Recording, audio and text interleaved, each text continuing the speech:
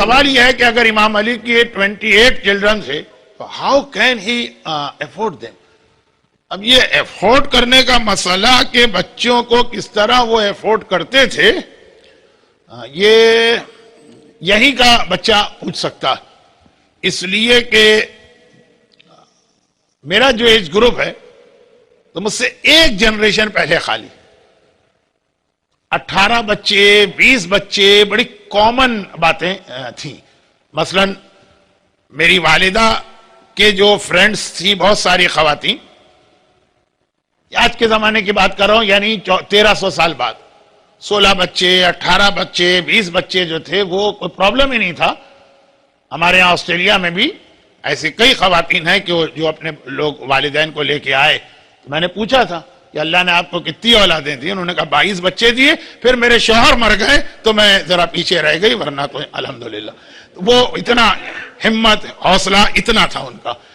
تو یہ 28 بچے افورڈ کرنا کوئی مشکل کام نہیں، اس لیے کہ جتنا آج کی لائف مشکل بن گئی ہے اتنا آپ پاس میں جائیے. 100 سال پہلے زیادہ آسان تھا بچوں کو افورڈ کرنا، 500 سال پہلے اور آسان تھے. نہ اتنے اچھے مکان تھے، نہ گاڑیوں کی ضرورت پڑتی تھی. دو چیزیں مسلمانوں میں ہمیشہ سے ٹوٹلی فری رہی، دو چیزیں، نمبر 1 ایجوکیشن اور نمبر 2 میڈیسن. اور بہت پرانی بات نہیں، 100 سال پہلے یا 80 سال پہلے جو حکیم لوگ ہوتے وہ صرف دوا کا جو خرچہ ہے وہ لیتے تھے، لیکن چیک اپ کی کوئی فیس ان کے پاس نہیں تھی. اور ہمارا حوزہ علمیہ آج تک وہاں کوئی ایجوکیشن کی فیس نہیں.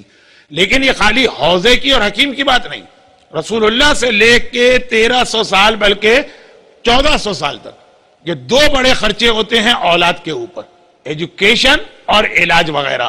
یہ مسلمانوں میں ہمیشہ سے فری بھی رہے، بلکہ قرآن فتوے میں ان کی اجرت لینا حرام بھی تھی، کیونکہ زندگی بچانا واجب ہے، خالی اس آدمی پر نہیں پوری سوسائٹی پر واجب ہے. تو وہ علاج ہمیں، تو یہ 2 بڑے خرچے نکلتے تھے. مکان بہت چھوٹے چھوٹے ہوتے تھے، وہ تو خیر میں اپنی بات کر رہا ہوں کہ ایک کمرے میں ہم لوگ 12 یا 13 فیملی ممبر رہتے تھے. اور کھانے جو تھے وہ بہت ہی سستے ہوتے تھے، اتنے آج کل کی طرح پیزا اور برگر اور یہ سارے خرچے نہیں، کوک وہ کچھ نہیں ہوتا تھا. تو اب میں اس بچے کو کیسے سمجھاؤں؟ لیکن 28 چلڈرن کو افورڈ کرنا کوئی مشکل کام نہیں تھا. اور پھر وہی ایک بات کہ سب 28 جو تھے وہ ایک ایج کے نہیں تھے، جو 14-15 کے بعد والے جو بچے تھے تو اس وقت جو بڑے بچے تھے وہ خود انڈیپینڈنٹ ہو کے اپنا خرچہ خود اٹھا رہے ہیں.